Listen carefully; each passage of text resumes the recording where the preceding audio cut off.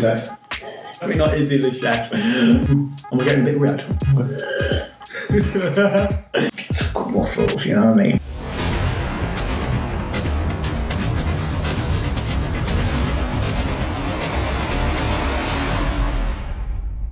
I went to college to do my A-levels. So I did A-level forensic science and A-level psychology and a few other little bits and bobs. Did really well in all of my A-levels. And then from that, I wanted to do forensic science. Imagine Dexter or CSI, something a bit like that. So, you know, I did end up going to university and I was there for probably 2 months. 2 months. Really good laugh. But turns out I'm not as academic as I thought, and there was just a lot of math, a lot of physics, a lot of chemistry, and it was kind of sold to me as something totally different than what it was.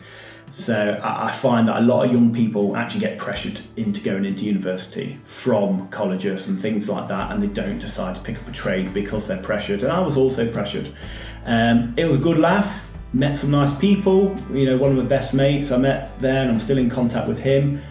But overall, apart from just getting into, you know, 10 grand's worth of debt in a couple of months, would not recommend, and you're better off being a construction worker. There is obviously a stigma, people do look down at bricklayers and construction workers. You know, it's a dirty job, it's a blue collar job. But although there is that stigma, people don't realise that there are so many opportunities with it. I'll tell people that I'm a bricklayer and they go, oh, I can't believe you're a bricklayer, you sound, you know, too well spoken or this and that. And they're the stigmas that are a problem and need to kind of be squished, because not all construction workers are, you know, pissheads or rogue traders and things like that. There are some amazing construction workers out there. And not only that, but being a decent tradesperson, a decent construction worker, takes years of skill and craftsmanship and knowledge, more knowledge sometimes than what it takes just to teach someone maths at GCSE level. There are tradespeople out there as well who can earn hundreds of thousands of pounds a year. You don't need to go to university to get an amazing job and have amazing money. The opportunities you can get just from working with your hands and getting down and dirty a little bit, it really does pay off. It really does. You know what I enjoyed most about working for myself? I like going on holiday and I like doing what I want when I want. So yeah, I do miss the freedom. That's one thing I miss about working for myself. Do I see me going back working for myself? Currently, no. I am too comfortable and too content with where I'm working right now, with a company. They treat me really well.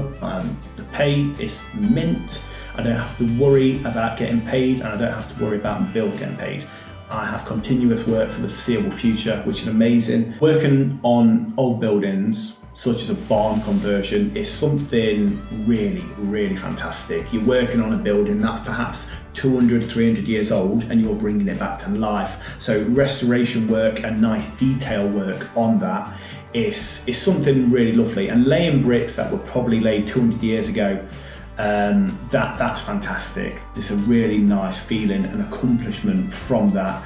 And it makes you really enjoy your job. So they're definitely some of the highs. And also when I turn up to jobs and perhaps a client's been done over or something like that, being able to put faith back into the construction industry by being, you know, a half decent tradesperson, being able to make sure that the client is happy with the job and, you know, they're buzzing with the work I've done. That is the most rewarding feeling I think you can get as a tradesperson, and also being able to stand back at any work you've done, especially when you've done a really good job. They're the high points. The low points, there's so many layers. So many lows in construction, really. No, there's not too many. The low points of my career so far, I don't know if there has been too many. I don't want to sound too arrogant. There's been days where I've thought to myself, I can't do this, and I've had to like walk off the job for a little bit just because I either can't figure something out or feel way too overwhelmed. I feel like I've got too much pressure on me to actually know what I'm doing. So The lows are probably doubting myself. Those days where you doubt yourself, but that comes back into a high when you can do something and you're impressed with yourself. I can't believe I've done this. A couple of other lows, just work being wrong and stuff like that. But when work's wrong, you learn from it and you take that experience, you take it forward. You don't make that mistake again. Some of the biggest lows have been some of my biggest mistakes, but also from biggest lows and biggest mistakes come the biggest lessons. So there's something to really pay attention to. Everything's going to come good. Have some confidence in yourself. Have some confidence in your abilities. Don't shy away from challenges, because that's something I used to do. Like, I'd have an opportunity arise and I would doubt my abilities, so I would avoid them. And that's something I wish I didn't do, because I think I'd be a lot further along in my career now if I didn't doubt my abilities. So don't doubt yourself, have some confidence, and listen, if things go wrong, don't worry, you're not going to die. So yeah, just have some confidence, have some faith, you've got this. Bricklaying was something I just fell into. I was surrounded by the right people at the right time. I was working weekends for a construction company, just doing general labouring and just helping out over the weekends. As I progressed, just as a labourer, I kind of fell into bricklaying. I just kind of picked up a trowel one day and just thought, this is all right. Kind of fell in love with construction, building houses from the ground up, digging the foundations, just every aspect of masonry really spoke to me. Going from somewhere like Cyprus, which is really safe, really relaxed, and just a total different way of life, and then coming back to England, which is a lot more hectic. I'm not saying it's more dangerous, but you need to have your wits about you a little bit more. So a big culture change, especially because I'd never lived in England.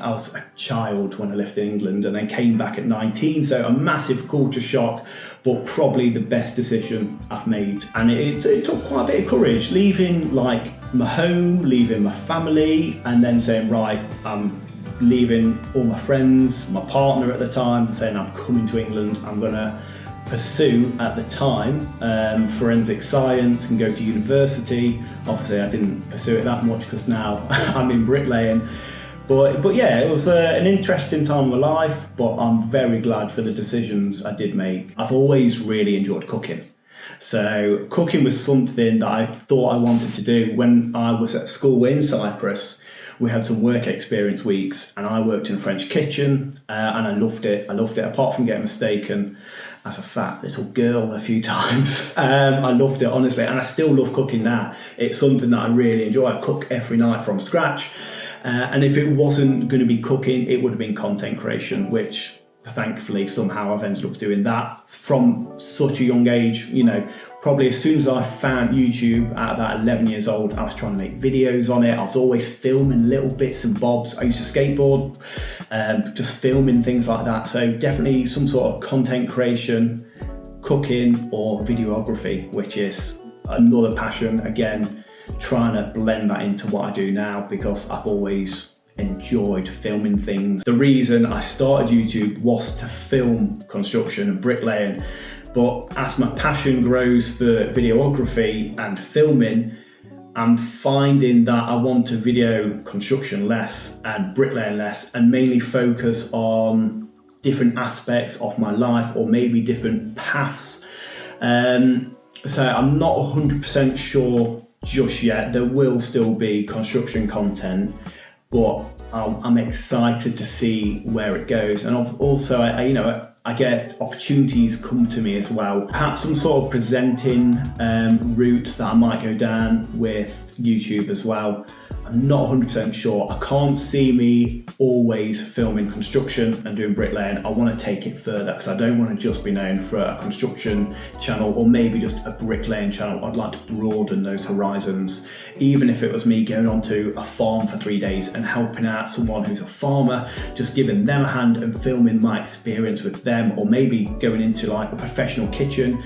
Izzy the Bricky tries to be a chef. Izzy the Bricky tries to be a bodybuilder for a day. These sort of things is what I want to venture into a little bit more. Now, if somebody is watching this video who is maybe leaving school, maybe wants to get into bricklaying or construction of any form, is there anything that you would want to say to them? Don't do it. No, do it. It is such a good laugh. Surround yourself with good people.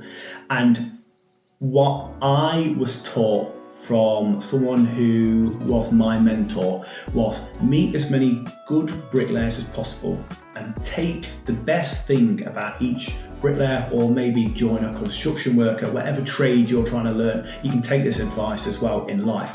Take the best parts about that person, that could be in construction or life, and apply them to yourself and use them for yourself. And also be humble. You're going to be taught by probably someone who is a lot more experienced than you. And even when you think you know it all, you don't, and someone else will come along and show you how to get on. So be humble, be eager to learn, and be excited. Be excited by the things you're doing. And if you can't find that excitement, maybe it's not for you. Sometimes days are hard, long, cold, tiring, but in the end, it does pay off. If you surround yourself with the right people and you've got the right mindset, it really does pay off. And you can earn a lot of money, you can have security for yourself and your family, and good muscles, you know what I mean? Where do I see myself in 2 years' time? Probably still bricklaying. I would like to lean towards building my own house at some point. That's something I do want to do. Same goes for the content creation. I want to continue filming my content, filming bricklaying, and my journey as a builder, so building my own house. I want to bring you along on that journey. But the 5-year picture, let's get personal. Family, definitely want kids. That is on the cards. I just need to stop making videos and focus on that. Start making babies. Yeah, so family, marriage, probably move house again. In terms of content creation and bricklaying, I don't know if I'll still be bricklaying in 5 years' time, only because it is hard on the body. And when opportunities arise from social media and YouTube, sometimes they will outweigh the opportunities that will come from construction. And it's definitely a path what's easier on the body, and sometimes can be more lucrative, and can also just take me more places. Bricklaying can take you so far in life, but sometimes you've got to explore different avenues. So 2 years, I'll still be bricklaying, maybe have a baby and be married. But in 5 years, I couldn't quite tell you just yet, but hopefully still doing some sort of content creation. Hopefully you guys are still there watching.